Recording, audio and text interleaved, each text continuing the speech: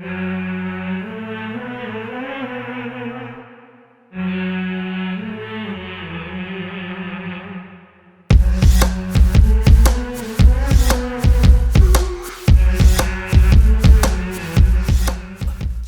if you are looking to edit your videos in 4K, you use Adobe Premiere, Adobe After Effects, Adobe Audition, and you also are a photographer, so you use Lightroom and Photoshop. If you want to have all that open, plus play some Call of Duty on the side, and also make some board game content, then this is the ultimate comprehensive buyer's guide / PC build review that's going to help you with all of that. So I'm going to break down my entire PC building BattleStation setup, and I'm going to tell you what you do need, what you should prioritize, and what you don't need at the same time. And since this is my first ever solo PC build, I'm also going to tell you what I would do differently. And then lastly, if you want some options to upgrade the aesthetics and make it look pretty cool, I will also list those as well. Now, everything that I talk about today will also be listed down in the description box below. If you do plan on purchasing anything, please consider using those links because it'll help me a lot, and I really want to do some more PC building videos and guides and tutorials. So if you do use those links, I will be able to make more videos like this for you. Chapter markers are also listed down below, and with that, let's get started with the first thing that dictates your entire PC build, the tower. Now I'm using the Lian Li Landcool 2 in white. I went with this case because it has a ton of room, and the goal was to keep everything as cool as possible since my last computer did die of overheating. So it has great airflow. You can fit up to 6 fans, plus a liquid cooling system. It comes with its own dust filters in the front and on top. You also have very easy access to all the components inside, and that is especially important when building your first PC because you're almost always finding yourself adjusting different things here and there. So easy access to internals, major plus. Now, cable management in this case is amazing. You have a lot of hooks and ridges made for you to time different cables. You also have metal plates to cover them after you're done. And overall, it looks so good. Very minimalistic, very sleek, very clean overall. You even have its own RGB lighting system up in the front with these buttons over here. You can change the lighting to different modes. The only downside to this are the USB-A ports. It only comes with 2 USB-As up top. It's really inconvenient, especially when I'm plugging in all my SD cards and memory cards and so forth. Now what I am going to be doing is finding a USB hub. I'm going to plug that straight into the motherboard in the back and then put it right next to my speaker over there. It's just way more convenient than just having all these cables dangling from the top, and it's a mess. I don't like it. The microphone jack also is very janky, it's very flimsy, and it's kind of strange because everything is very sturdy and well built except this one mic jack. So there's that, but overall I love the case and I would for sure build in it again. Then diving inside, let's talk about one of the major components that's going to make your video editing monster of a PC, and that is your CPU. So let's make this simple. You get so much more cost to value ratio by just going with AMD. As of the time of this recording, which is September 30th, 2020, there's hardly a valid argument for not choosing Ryzen. Now I would wait though, because AMD is about to drop some major heat in about a month or so. They are releasing a brand new set of processors, but I am going to go over the one that I have now. Now the processor I am currently running is the AMD Ryzen 9 3900X. Now this one has 12 cores, and that seems to be the general consensus for being like the sweet spot for 4K editing in Adobe Premiere. Premiere can utilize only so many cores before it kind of levels off, and it looks like upgrades after 12 cores are very minimal, and they kind of get maxed out at 12. So if you do want a lightning fast 4K editor, I would recommend at the very least getting 8 cores. Now this one does come with its own cooler, so if you don't plan on doing a liquid cooled build, which is most sensible, logical, reasonable people, unlike me, then you're gonna save a chunk of change by not having to buy a separate fan or cooler. Now, because you have decided on your processor, that's now going to lead you to deciding which motherboard that you're gonna pick, an AMD compatible one. So next up is the heart and soul of the PC, the motherboard. Now I initially used the B550 Aorus Master Gigabyte motherboard, and that one gave me such a bad experience overall. I don't know why, but no one ever mentioned that Gigabyte has a very difficult, not user-friendly BIOS. A BIOS is like the installation hardware, what you have to go through in order to install Windows, your operating system, and pretty much everything else. It is the brains of your computer. Every computer needs the BIOS to first set up the PC, and what dictates the BIOS is the motherboard. I never even ended up figuring out how to even set up and use the Gigabyte BIOS. So from there, I just switched on over to an Asus one, and it was super clean after that. It took me like 10-20 minutes, and it was super straightforward and easy to go through. Now the motherboard that I'm using is the Asus Crosshair Hero 8 with Wi-Fi. 3 things you want to look for when buying a motherboard. 1, whether it's future-proof, because it's much easier to change pieces on the motherboard rather than the whole motherboard itself. 2, whether it fits in your case, which actually you should do for every single one of your components. And 3, even if motherboards are pretty standardized nowadays, you still want to check where all your ports are located in order to make sure the components will fit. Now for instance, this cable here is for the tower's USB port. Luckily, the case has a small opening where you can run the cable up directly to the slot, and because you know where it is, you can plug it in directly before installing your graphics card. Also, another note, I went with the motherboard that had Wi-Fi capability, so I don't have to deal with the whole extension port that you need to install if your motherboard doesn't come already with onboard Wi-Fi. So to address the question of whether it is future-proof, let's look at the chipset real quick. This is an X570 chipset. Currently, it's the highest end chipset for Ryzen's AM4 socket, but put simply, if AMD ever upgrades their processor, as long as they're still using the X570 chipset, then this motherboard can support it. The B550 is a little bit more of a budget-friendly option. It's made for users to have more access to the Gen 4 capability. So you do get access to PCIe Gen 4, which we're gonna go over in a little bit. But overall, for like a $40 to $70 difference, you get 16 4.0 PCIe lanes, you get high-speed USB 3.0, and you also get faster internet. So overall, the chipset is faster for like a $40 to $70 difference. I think it's worth it to just go with X570. Graphics card or GPU next. This one's easy. Well, Nvidia just upgraded their entire line of graphics cards, which means that they also killed off their old line of RTX 2080, 70, 60 graphics cards as well. I would just wait until Nvidia releases all the graphics cards, which I think might be out now or within like a couple weeks or so. So definitely wait on that and just get the brand new cards. Simple as that. There's not much of a point in getting the current line of 2070, but just to show you what I have, this one here is from MSI, and with it, 4K editing is amazing. Call of Duty runs at 60 FPS with very minimal drop frames in high resolution settings. So if this one can do all of that, then the new GPUs are gonna do all of that for the exact same price. Wait for the new GPU. So RAM, in my PC building vlogs, I had only 2 sticks of RAM, but I did upgrade that to 4 as of recent. There are 4 16GB sticks each of Corsair Vengeance RAM, which brings it to a total of 64 gigs. Now I like the one from Corsair because overall it looks the best to me. I like the way it looks. If you're doing lighting options, it keeps it easier if everything's kind of like the same brand, so it's under the same software. For example, Corsair is running something called IQ, which controls all your RGB. If everything is under IQ, it makes life so much easier to change colors. So to me, this is one of the best looking sticks of RAM, but more importantly, in terms of functionality, you need at least 32 gigs of RAM if you're running 4K editing software and Lightroom and Photoshop. I would arguably get a little bit more than that because even with all those programs running, I clock into about 20 or so gigs of RAM, and there was a major difference when I upgraded to 64. So I can have Premiere exporting a video with Adobe Audition and After Effects still running, and then I'm still editing pictures from Lightroom and Photoshop. All that, zero lag with 4 sticks of RAM. Obviously, that's not the only component involved, but... Now next up is the hard drive. I made a major mistake thinking I didn't need that much space because I'm just gonna offload all my footage on external hard drives anyway. Bad mistake. If you're editing photos and videos and plan to play games here and there, I would get at least, at the very minimum, 2 terabytes. So now, I only have about 200 gigs of space to work with on my desktop with everything else inside it. I'll take my footage, dump it onto the desktop, use Premiere to edit it from there, and then delete that footage, and now only have 200 gigs of space to work with every single time. Major mistake. Now the one that I am using currently is the Gigabyte Aorus NVMe Gen 4 SSD. It has 1 terabyte of storage. However, if I could go back, I would just get a Gen 3 slot with higher storage. So Sith Noir, if you're watching my friend, you were right. So a quick breakdown, it seems like NVMe doesn't have as big of an impact on video editing. You can YouTube a bunch of really good videos that do great tests on it, but bottom line, go with at least 2 terabytes and make sure that it is at least a solid state drive for sure. NVMe is the new generation of SSDs and their read and write speeds are insanely fast, but I don't think you need something as expensive as this to edit video. So we talked about the tower, and then we have our motherboard, our CPU, our GPU, our RAM, our SSD. Once you have all those internal components squared away, that's gonna determine how much wattage that you're using, which therefore leads us to the PSU or the power supply. Now, if you don't know already, there is a very helpful website called PC Part Picker. You can just list whatever parts you need and it checks general compatibility of parts. So whether or not parts fit and whether or not they're compatible, and it will also give you an estimate of how much wattage that you need to have, so therefore how much power your PCU needs. Now the rule of thumb here is that you do want to use around 50% of your PSU load in order to get maximum efficiency. If you are using too much wattage, it's going to pull in more heat and it's going to overwork your PSU. That's bad. On the other hand, if your power supply capacity is too big for what your system actually needs, it also becomes inefficient as well.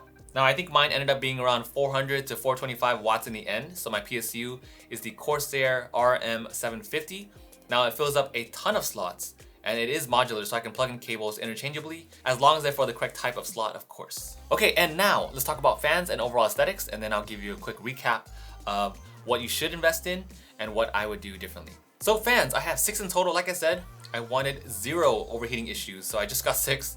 Like I said before, this case has great airflow, even if I am massively clogging the front with the reservoir and the cables. Now these 3 fans in the front are from Corsair. They're the LL120mm white. Now these come with the Lightning Node Pro, which is basically one hub where you can connect all of your RGB lighting from all the fans to all the parts of the liquid cool system. The fans up top are the QL series. Now I did wish I got matching ones all around, because I realized later that QL has lights on both sides versus the LL, which has lights on only one side. And plus, for whatever reason, even if the QL has lights on both sides, it ends up being cheaper anyway. These really cool cables here are called Strimers or Streamers. They're the version 2 from Leon Lee. They have absolutely 0 functionality in the entire PC build, but they look cool. Now one is an extender from the power cable that runs from the PSU to the motherboard. Now that one is the 24-pin one. Now the other one is for the graphics card, which is the 8-pin one. You can change them to any color you want, and like I said before, they just look nice. So the liquid cool system, also very unnecessary. But with that, temperatures have been amazing, and fans also aren't running at like maximum power all the time. So yeah, that's a plus. There's also no spills, no leaks, no overheating. So I'm really happy with how it turned out anyway.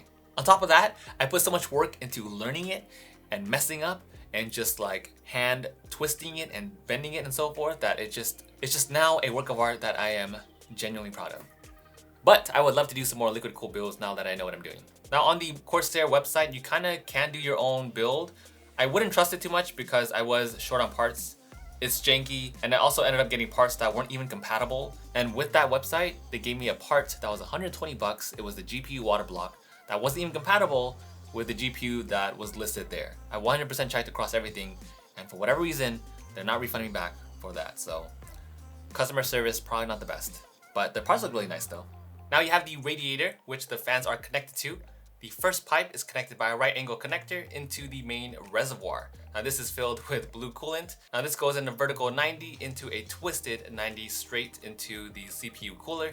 And that in turn gets pumped out and curved back into the radiator. All the pipes are also hardline tubing, so I bent all of those by hand. Now initially it was cooling the graphics card, but there was a compatibility mix, like I mentioned earlier, between the Founders Edition of the NVIDIA 2070 and the compatibility of the Corsair Hydro Block. So in turn, the liquid cooling system is only cooling the CPU. All that reservoir for the CPU. And now onto the final components of today's battle station setup, starting first with the desk. So the desk here is a sit stand. It's the Uplift version 1. You can also switch those out with like a cup holder like I have here actually on the version 2 desk for my studio setup, or you can also put an outlet also like I have here on version 2. Now I love the sit stand desk. It is one of my favorite parts of my entire setup. It's super sturdy. I've had it for 5 years now, and that was version 1. That laminate finish that they have too is super clean. The motor has been working fine the entire time. No problems, no issues whatsoever. The laminate is also really nice because even if I spill water, food, and drinks on there, it's super easy to clean. Now the keyboard, mouse, and the mouse pad all are Razer. This is the official name for each one. Now for my mouse, I do wish Razer had a white version of the Razer Naga, because I do like that keyboard functionality here. It comes in so much handy, especially when you're editing video. I have all these keys mapped to different things for Premiere, and it also works well because now you can also hotkey that to different things for games as well. It kills me that Razer doesn't have a white version of it, but functionality over looks. That's me saying that with 2 Strimers and a liquid cooling system for a CPU. Speakers here are amazing. They are the Audio Engine A2 Plus. They are powered desktop speakers. Hey, they sound really good for desktop speakers too at that price point. They're super immersive, they have nice surround sound. It sounds really good and crispy overall. I'll do a full-on review later on. But it's very hard to find small white desktop speakers that are also very good as well. Then I have this Uplift desk mount, which in turn holds up 2 4K monitors. These are 27-inch 4K monitors from LG. They're good. I think the colors turned out pretty nice. The details are crisp, but they're not as bright as I like them to be. Games and 4K videos, however, are beautiful on these screens. I love having big screens here because then I have a lot of real estate to work with as well. And lastly, this is the neon sign I have from Bright Light Tribe. It's nice. I like the functionality of it, but I don't know if every neon sign is supposed to come like this, because actually I wish it was a bit more standardized. Like the letters are uneven. I guess neon signs are hand bent if they're customized like this, because obviously here we don't have a perfect rectangle. It would have been nice to see it a little bit more clean cut.